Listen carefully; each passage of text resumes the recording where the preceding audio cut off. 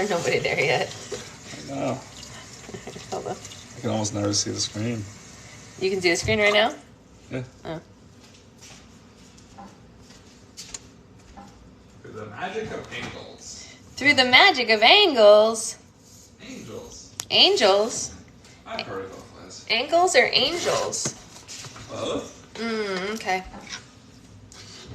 What do we think I did with the smoothie? I put it through the wash. Really? Where is it now? It's in the dishwasher. Oh. It's clean. I ran the dishwasher.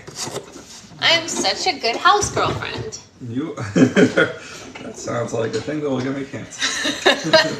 Here.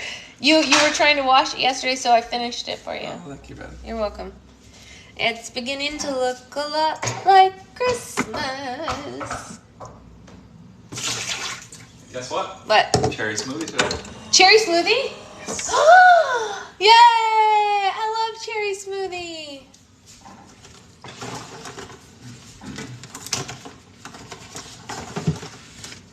Cherry smoothie is my favorite one. Hi, everybody. What's your favorite smoothie? You should ask them about our plan for the reunion, whether it's a good idea to tell everyone that you're a stay-at-home house. Oh, yeah. So, guys, strawberry banana, that's kind of similar to what... Well, no, we're having church. We do strawberry banana fairly regularly. So, I have a high school reunion on Saturday, and Secret Boyfriend's going to come with me. Hey, Amanda. And I was saying to Secret Boyfriend... I'm going to dress in a random Letterman jacket. It's going to be great. You have a Letterman jacket. No, we're going to go to the Oh my god, let's do it. That's funny. I like it. Good humor, babe. So we're going to this reunion, and I said to Secret Boyfriend yesterday, I was like, man, the hard part is going to be if anyone asks me what I do for a living. What am I going to tell them? How am I going to explain myself? And we were talking about like what we say when we're in like a Lyft or whatever, and the Lyft driver asks you, and usually if I'm in a Lyft and they ask me, I usually just say marketing. But before I remembered that, I said, what if I just tell them I'm a stay-at-home girlfriend? And it's not really a lie because I do work from home, and I don't know. And he was like, yes, that will make me look great. Hi, Grace. So I'm going to tell everyone that I went to high school with that I am a stay-at-home girlfriend and I do nothing all day. I just sit here and have a really peaceful, quiet life, and I never, ever work. I'm so lucky. I'm so lucky. I don't have to lift a finger. Sometimes I do the laundry.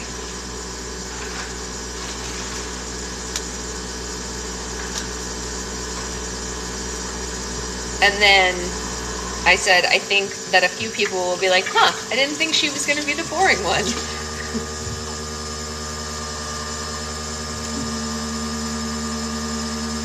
I am a stay-at-home girlfriend. No job. You know how to kill every conversation? How? Ask people what they think about the Israeli war. I don't want to do that. I don't want to know what they think. Tell them the best part about the reunion. What's the best part? You mean where it's going to be held? We looked up the Yelp reviews of the place, and Not good. its average is barely 3 stars. There's a ton of 1-star reviews, and we went through and started reading them. And apparently, this bar has a real racism streak. The owner apparently is really racist. And he doesn't let Asian people into the bar. Yeah, like literally. Like this isn't an exaggeration. We read the reviews and like... This isn't funny. I'm not laughing because it's funny. I'm laughing because it was so shocking. It was pretty jarring. Shocking. It was pretty jarring. I was really... It was like, there were like quotes out of like things that you see from movies. Yeah, it was wild that like someone brought his family up to the door and was like... We don't allow your kind here. Like someone... Yeah, like someone was like, we don't serve your kind here, whatever. Like, oh, you need that. It was like, that's what Star Wars. I mean, like, it was wild. Yeah, That's it's a what they say to local the place. droids when they actually It's a place near where I grew up, and it was shocking. Los Angeles. Yeah. No, you didn't miss book club. We were just up working late last night, and so we slept in a little bit.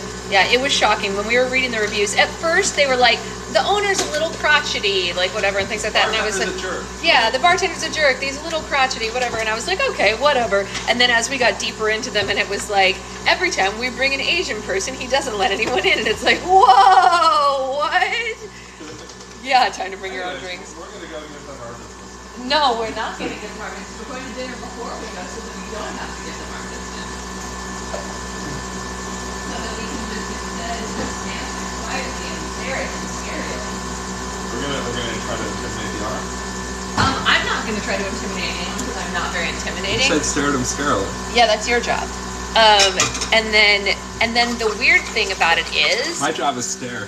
the weird thing is that this is Orange County, and not to put too fine a point on it, but there's a lot of people of Asian descent in Orange County. And so I went to school with a very solid number of people with Asian heritage. So that's confusing. I don't know what's going to happen, you know? This sweater is everything. I love this sweater. I love your username also. To find out none of them were invited. The Asian people weren't invited? I don't know. It'd be a weird thing to hold an event there and invite them. It's on Balboa, Shira. It's on Balboa. It's not too far from you in the grand scheme of things, Shira. Did you have... Whoever organized this thing has a weird agenda. Will you take a sip? It's beginning to look a lot like coffee. Foam in every cup. Oh man, see, I should have had a second to think about it. Yeah. I get better when I have a second to Your think about design it. today was great. My design was good? Cells dividing. That's what it looked like. Really? Yeah. Huh, interesting. Is that not what you were going for? I wasn't really going for anything. Hey, Tiffany. I was just going for coffee, to be perfectly honest, but, you know. Do you guys want to see our Monstera plant? Look at how beautiful he is. Show them his new leaf. This is his new leaf. Isn't he gorgeous? They can't see his new leaf. Yeah, they It has can. to be above. I can't, well, okay. This is the new leaf. This baby just opened. Brand new. Let's, Whoa. was that you? I don't know. Oh, I thought it was just the plant. You I was- rotated it pretty good. Oh, sorry. I was trying to keep it over here. I did a store-bought slime review on my account, and TikTok put it as an ad. Weird. That's not good. Yes, welcome New Leaf to the world. We haven't named him yet. If you'd like to help us name him, feel free. Yeah, we have. We did? What did we name him? Seymour? The Leaf? Oh, the leaf? Mm-hmm. Oh, no, we have not named the individual leaves. That feels like a... You love our treat? Thank you. I love our tree, too. Why do people always choose book club time to call me? I don't use the phone ever, let alone now. True. My mom has the same problem. We know this. What's the voicemail message that's like... that we saw on the Yeah.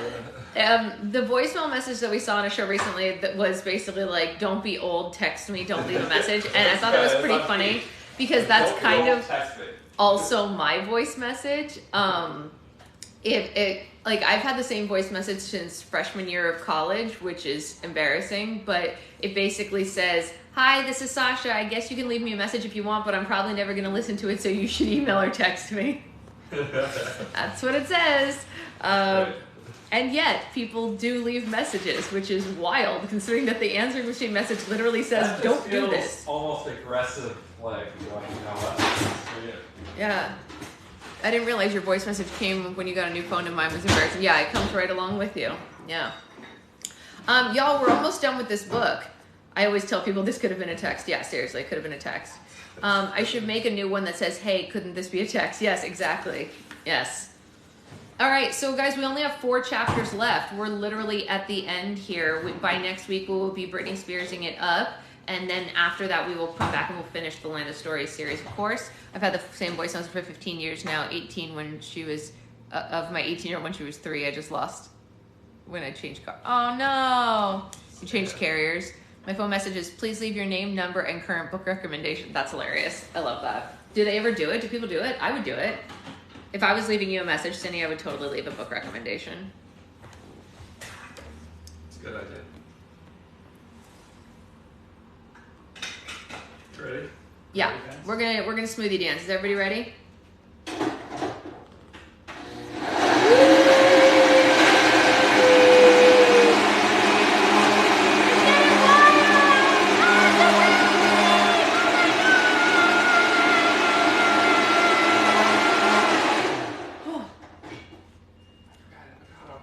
forgot avocado? That's why it's such a pretty color. Yeah, but we have half avocado, so I need to do that. Okay, my cat just yeeted herself when the blender went up. That's funny. She yeeted herself. She was like, "Nope, I'm gone." It's clearly a rock. Yeah, I was. I was at a rock concert and I was dancing just now. It's true. Okay, so now this is chapter 26, and this chapter is called, what is that sound? It's a car backing up. That's enough. Yeah, no, it's oh no, we get it. You backed up. How far are you backing up? How far does this truck have to go?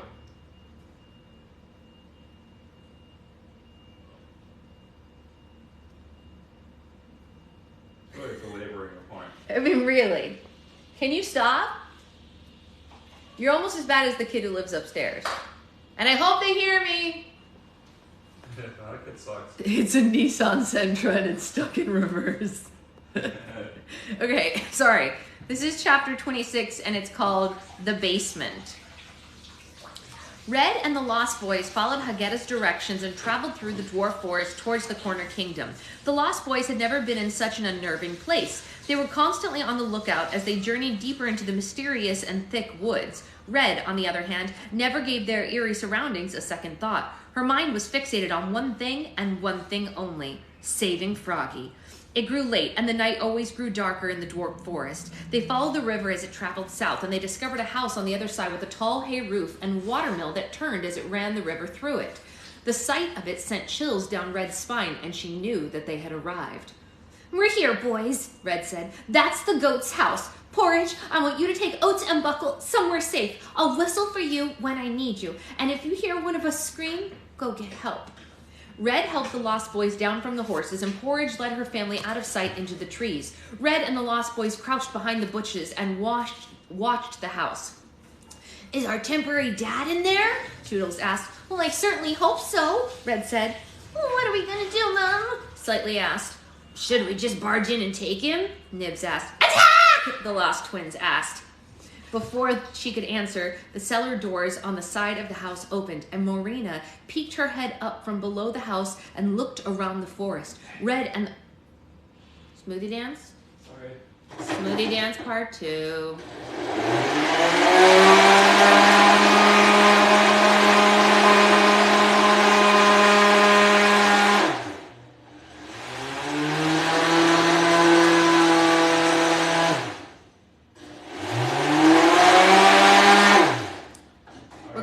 Smoothie Dance Part 2, Revenge of the Avocado. That was true. It's because we were talking about Star Wars this morning. Apparently Leia was a problem. I would not call it that at all. Oh. I think none of the guys on the set would have called it that either. Oh no! Uh-oh. Oh dear. Oh jeez. Oh geez, let's keep going. Before she could answer, the cellar doors on the side of the house opened. Morena peeked her head up from below the house and looked around the forest. Red and the Lost Boys hit the ground and watched her through the bushes. They were afraid she might have heard them, but the witch wasn't looking for something in particular. She scanned the forest in all directions. Once Morena determined the forest was empty, she went back underground. "That's the goat, all right," Red whispered. "Do you think she saw us?" Toodles asked. Suddenly, a loud sound came from below the house, and something heavy was dragged up the steps. Morena reappeared, pulling a wooden coffin out from under her house. She dragged it to the riverbank, and then she returned to the cellar. A few moments later, she dragged another coffin out and set it beside the first one. Morena pushed the coffins into the river, and they floated downstream. She went to the watermill and gave it a strong tug, pushing it against the river's current. Slowly but surely, the river magically began to flow in the opposite direction, sending the coffins upstream and into dwarf forest. The witch waited for the caskets to drift out of sight, and then she turned the windmill in the opposite direction again. A few moments later, the river began flowing south again. Morena descended back underground, and they heard her lock the cellar doors with bolts and chains. "So she's the one behind the bodies of Dead Man's Creek," Red whispered. "Dead Man's Creek?" Curly asked and gulped fearfully. "I'll tell you about it once you outgrow your night terrors, Caesar," Red said. Marina exited the house again, and this time she used the front door. She was wearing a long black feathered coat, and she carried a small bag. She walked down to the river where a small boat was docked and sat inside. The witch released the boat from the land, thank you, darling, and it magically cruised down the river towards the corner kingdom. Red waited until Marina was long gone before getting to her feet. "We're in luck, boys," Red said. "It looks like the goat has left the stable. Let's sneak inside the house and find your temporary father." The river wasn't very deep, so Red made the Lost Boys get in and carry her across the water so her dress wouldn't get wet. Once they made it to the other side, they tried entering the house through the cellar doors, but they wouldn't budge. They walked around the house to the front door, but it was locked too. "Oh dear," Red said. "Charlie, are you in there?" She knocked on the door, but there was no response. The Lost Boys exchanged a smile. "Time for a curly toss," Toodles said. "What's a curly toss?" Red asked. "We'll show you," Nibs said. The Lost Boys each grabbed one of Curly's limbs and raised him off the ground. They swung him into the air and slammed his chubby body against the door, breaking it down. "This is delicious." "Ouch!" Curly said from the floor of the house. "Good boy, Caesar," Red said. "Mama is so proud of you." Red led the way inside, stepping over Curly as she went. They eyed the front room of Marina's house and ogled all the shelves of colorful liquids. It was unlike any place they had ever been. Unfortunately, there was no sign of Froggy anywhere. "What kind of place is this?" Toodles asked. "It reminds me of a hospital," Nibs said. "For such a sophisticated place, the juice tastes terrible," Slightly said. Red and the other boys quickly turned to Slightly and saw him chugging a bottle of pink potion. "Salvador, don't drink that!" Red warned, but it was too late. Slightly transformed into a toddler before their eyes. He looked up at the others in shock and started crying. "Amazing," the Lost Boys said in unison. "No one touch anything else," Red ordered. "Tobias, you look after your new baby brother. Hopefully Alex can change him back when she and Connor return." Toodles picked up Slightly and cradled him until his tears stopped. The Lost Boys found a tassel on the wall and pulled on it. The curtains on the wall separated and the mirror of truth was revealed. Red and the Lost Boys looked at their reflections, but nothing changed. Their outer truth was as real as their inner truth. Red searched the room, but there was no sign of Froggy anywhere. "Mother, over here," Nib said. "It's a door." He directed Red to the door at the back wall covered in dozens of locks. She figured Froggy was probably on the other side of that. "Oh, Caesar," Red sang. Before he knew it, Curly was lifted into the air again by the other Lost Boys and his temporary mother. "Let's give him a really powerful swing this time," Red instructed. "There's a lot of locks to break. On 3. 1, 2, 3. After a few aggressive swings to gain momentum, they let him go and he slammed through the door. There was a staircase behind it and Curly rolled down into the basement. "Ouch," Curly said. "Is anyone down there, Caesar?" Red asked. He never responded. Red and the Lost Boys climbed down the steps after him. What they saw in the basement would haunt their nightmares for years to come. Curly was on his feet. He was staring in the room in shock.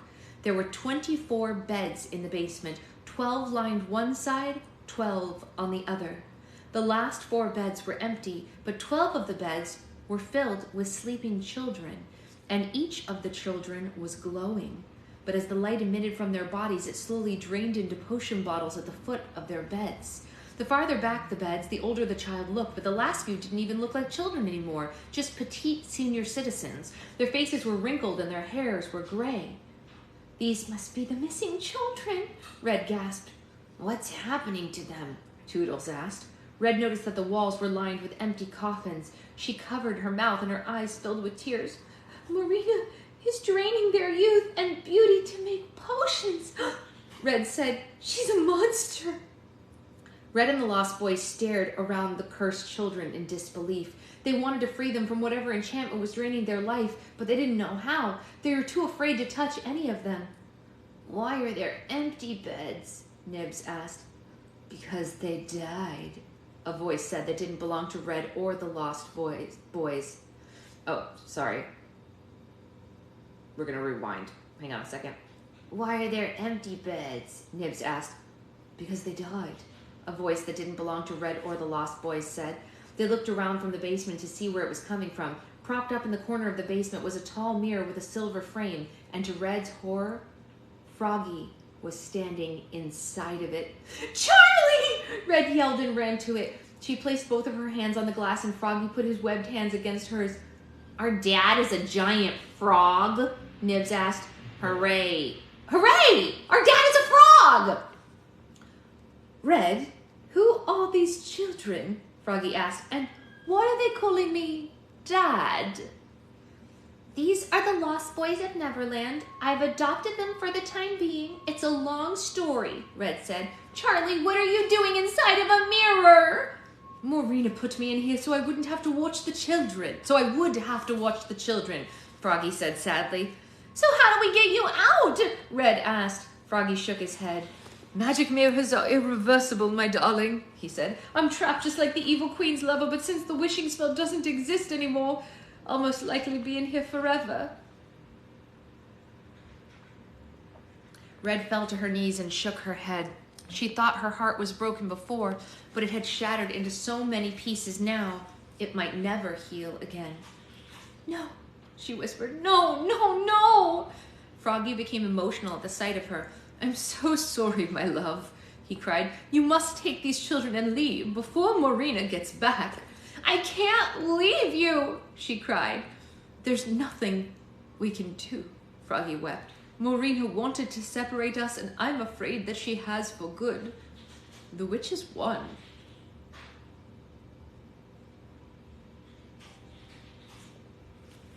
That's so sad.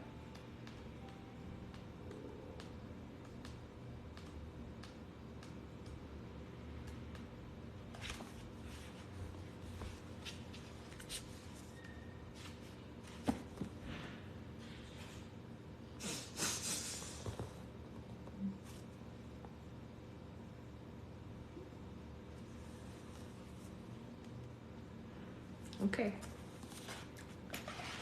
Well, we gotta go make breakfast because it's almost 10 o'clock, but that was sad. Poor Charlie. Poor Froggy. Please keep reading or I'm going to have to go interact with them. Well, I gotta go make breakfast and I gotta get to work because I have to write. I have to write, you guys. It's the law. It's the law of NaNoWriMo. So that's what's gonna happen. Yeah, we'll be sad until tomorrow and then we'll pretty much finish it. It's so good, you guys. So we're on book 4. It looks like there's a book 5 and then there's something called the Mother Goose Diaries. There's something called the Mother Goose Diaries, you guys. And then I can't see what this other one says, but it looks like it's about Red. Huh, that's fun. So we have one more book in the Land of Stories proper.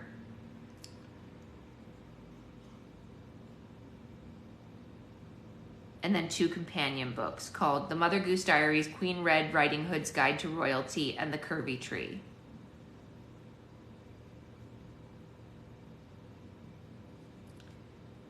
This one is Beyond the Kingdom, so the next one's called An Author's Odyssey. Thank you, Kelly. Thank you.